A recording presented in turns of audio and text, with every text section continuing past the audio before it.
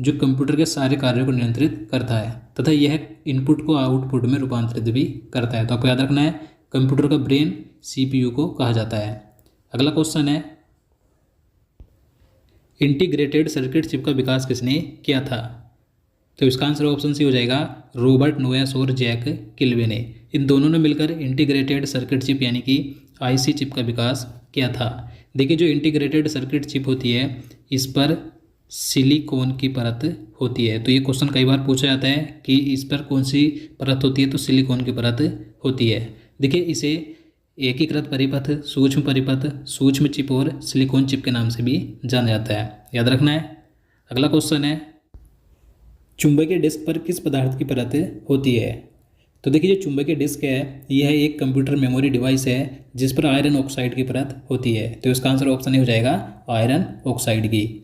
अगला क्वेश्चन है, कंप्यूटर में किसी शब्द की लंबाई किससे मापते हैं?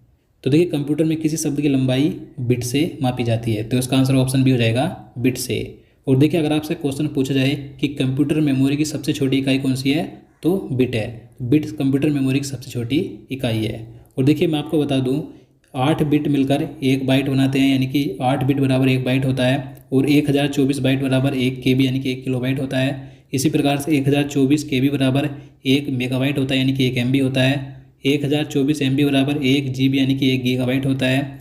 और 1024 GB बराबर 1 टेराबाइट होता है। 1024 टेराबाइट बराबर 1 PB यानी कि 1 पेटाबाइट होता है। तो इसी प्रकार से एक कंप्यूटर मेमोरी की इकाई होती है। लेकिन कंप्यूटर मेमोरी की सबसे छोटी इकाई होती है बिट, जो कि कई बार एग्जाम में पूछी जाती है, याद रखना है।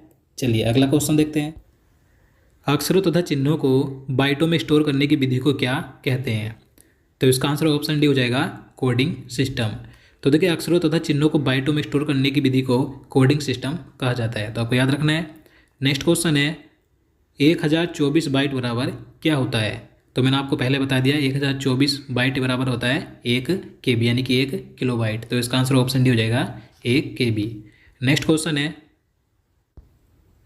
किसी प्रोग्राम में बग क्या होता है? तो देखिए, किसी कंप्यूटर प्रोग्राम में बग शब्द का प्रयोग एरर, त्रुटि, दोष, गलती को वर्णित करने के लिए किया जाता है। तो कंप्यूटर प्रोग्राम में बग शब्द का प्रयोग होता है एरर के लिए। तो इसका आंसर ऑप्शन भी हो जाएगा, एरर के लिए। अगला क्वेश्चन है, डिजिटल कंप्यूटर किस सिद्धांत पर कार्य करता है? तो देखिए, जो डिजिटल कंप्यूटर होता है ये गणना के सिद्धांत पर कार्य करता है। तो इसका आंसर ऑप्शन ए हो जाएगा, गणना के सिद्धांत पर। नेक्स्ट क्वेश्चन है, सर्वाधिक तेज गति का प्रिंटर कौन सा है? तो देखिए, इस क्वेश्चन में बताना है कि सबसे तेज गति वाले प्रिंटर कौन से होते हैं। तो इसका आंसर ऑप्शन ए हो जाएगा,